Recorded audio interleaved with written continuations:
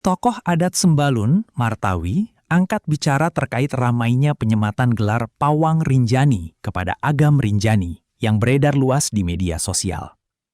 Agam Rinjani diberikan gelar setelah dirinya menyelamatkan wisatawan asing asal Brazil yang bernama Juliana Marins yang terjatuh dan meninggal di Gunung Rinjani pada tahun 2025. Martawi mengaku tidak mengenal sosok Agam yang disebut-sebut sebagai pawang tersebut. Namun, ia menyoroti bahwa pemberitaan yang beredar terkesan berlebihan dan tanpa menghiraukan keberadaan komunitas adat di Sembalun. Seperti apa kelanjutannya? Dan bagaimana respon tokoh adat terhadap Agam? Saksikan di Tribun Lombok.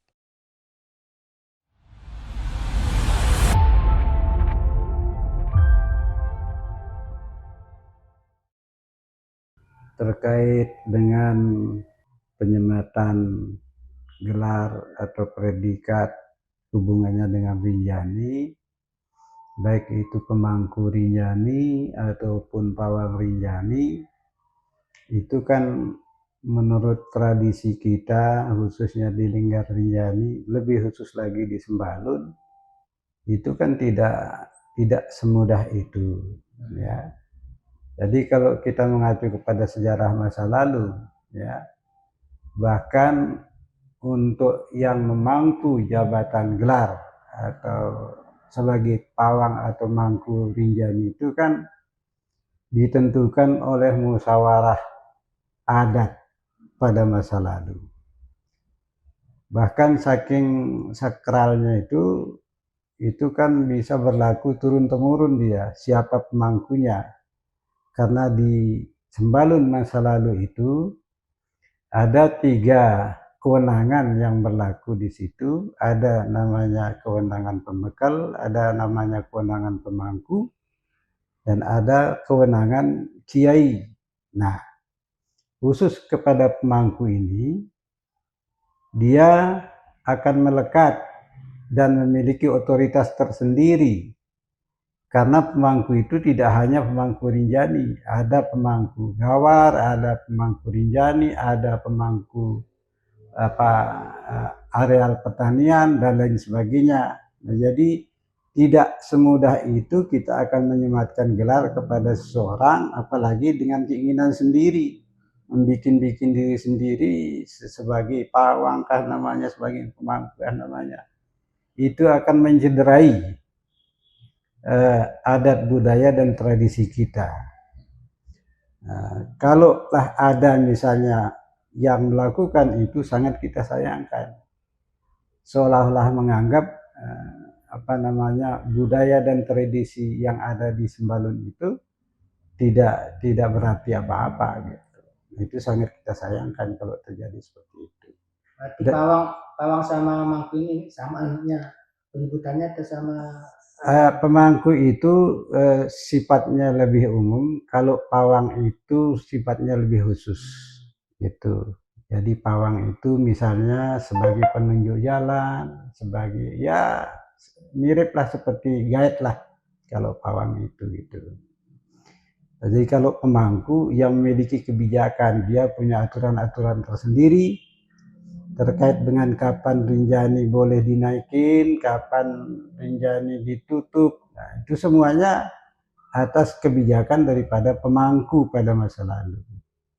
Namun sekarang memang eksistensinya tidak terlalu kelihatan, tetapi tetap budaya itu ada. Nah, kitanya dengan yang beredar di media sosial dan banyak sekali problema yang kita saksikan saat ini, khususnya di media sosial itu, kaitannya dengan penyematan mangku Rinjani untuk agama ini, menurut Bapak berlebihan atau bagaimana? Ya terus terang, saya sendiri tidak kenal dengan siapa itu si Agam. Namun mencermati pemberitaan yang beredar di media sosial, ini kayaknya sangat berlebihan ya. Jadi tanpa menghiraukan, tanpa mengindahkan keberadaan komunitas kita yang ada di Sembalun. Sepertinya dia memanfaatkan momen-momen, pandai sekali dia untuk itu ya. Ini sebetulnya kurang etis gitu. Kalaupun umpamanya dia mau menyandang gelar tersebut, paling tidak kan ada konsolidasi dengan para komunitas yang ada di lingkar Rinjani. Wah, saya ini cocok enggak gitu. Nah, kontribusi apa saja sih yang pernah saya lakukan gitu ya. Orang-orang tua kita dulu itu tidak berani dia serampangan mengatakan, wah saya ini pemandu Rinjani, saya enggak berani. Walaupun dia sudah beratus-ratus kali menyelamatkan orang. Jadi kecelakaan itu bukan hanya terjadi sekarang, gitu. Dari dulu. Bahkan dulu itu betul-betul dengan manual tanpa peralatan yang memadai. Kalau sekarang kan banyak sekali fasilitas yang mendukung untuk itu, gitu. Jadi untuk menyandang gelar sebagai pemangku atau pawang Rinjani itu tidak segampang itu. Tuh. Jadi, kalau dilihat dari pengamatan Bapak dan dilihat dari sisi budaya dan adat itu bagaimana? Ya itu tadi, kalau semudah itu semua orang bisa melakukannya, luar biasa gitu. Betapa tidak ada nilainya tradisi budaya kita di sini dianggap gitu. Jadi itu luar biasa. Karena apa? Presiden buruknya itu ke depan itu akan banyak lagi yang mengaku dirinya inilah, yang sebetulnya secara kultur mereka tidak ada keterkaitan gitu. Nah, jadi sementara kita tahu sendiri bahwa Rinjani ini memiliki hubungan emosional dengan semua masyarakat yang ada di lingkar Rinjani. Bahkan saking memiliki hubungan emosional itu, seolah-olah Rinjani itu suatu-suatu bisa saja berbicara kepada masyarakat dengan menunjukkan ciri-ciri dan tanda-tandanya. Misalnya, ketika terjadi musibah di gunung, padahal pada musim kemarau tiba-tiba saja datang hujan secara mendadak, hujan angin dan sebagainya. Nah, orang atau masyarakat Sembalun membaca itu sebagai pertanda bahwa di Rinjani itu ada kejadian gitu. Nah, itulah saking erat hubungannya antara Rinjani dengan masyarakat Sembalun khususnya dan lingkar Rinjani pada umumnya gitu. Lalu tiba-tiba ada yang seperti itu, ya menurut kami tidak etis secara budaya gitu. Paling tidak yang pertama memperkenalkan budaya dan tradisi ketika kita masuki kawasannya. Cuma ini kan membutuhkan adanya kerjasama dengan pihak-pihak terkait, terutama dari pihak Taman Nasional ataupun yang lain-lainnya. Karena apa? Karena banyaknya terjadi kasus kecelakaan di Rinjani itu tidak semata-mata karena human error atau ada longsor atau tergelincir dan lain sebagainya. Tetapi yang sering diabaikan itu adalah perilaku kita, baik itu berupa tutur kata ataupun sikap terhadap lingkungan dan lain sebagainya, itu yang kadang-kadang sering bisa berpengaruh terhadap keselamatan kita.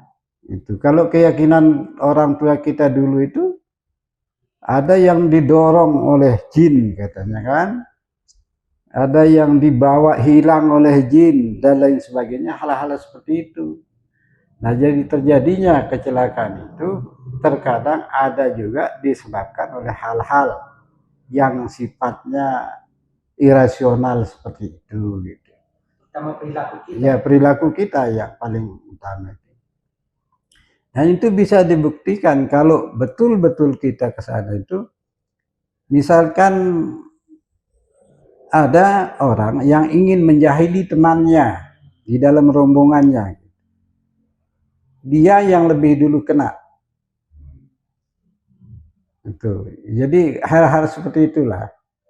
Jadi sikap, perilaku, pikiran kita harus betul-betul baik lah gitu. Nah jadi kalau misalkan ini bisa dimasukkan menjadi bagian dari protap pendakian oleh pihak penyelenggara yaitu Taman Nasional, saya kira itu lebih bagus. Jadi adanya semacam himbauan atau anjuran atau larangan atau pantangan yang tidak boleh dilakukan di sana, itu dalam rangka kita memelihara keselamatan para pengunjung. Seperti itu. Berlaku untuk semua, Semua. Bukan hanya untuk Indonesia ya. Iya, untuk semua. Itu kan tidak ada salahnya kita memiliki awik-awik, memiliki aturan kan. Nah, untuk harapan kedepannya biar tidak terjadi lagi hal-hal seperti yang kita inginkan, menamakan dirinya pawang dan sebagainya. Ya kita himbau kepada siapapun ya yang menginginkan mendapatkan predikat, gelar dan lain sebagainya itu ya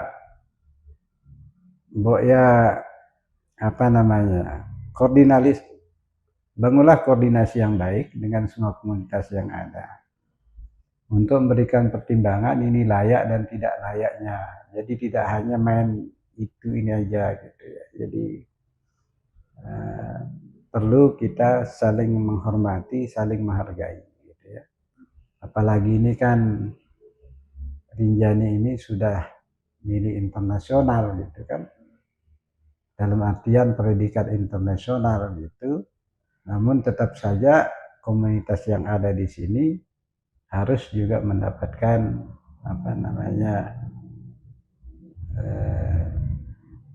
penghargaan ataupun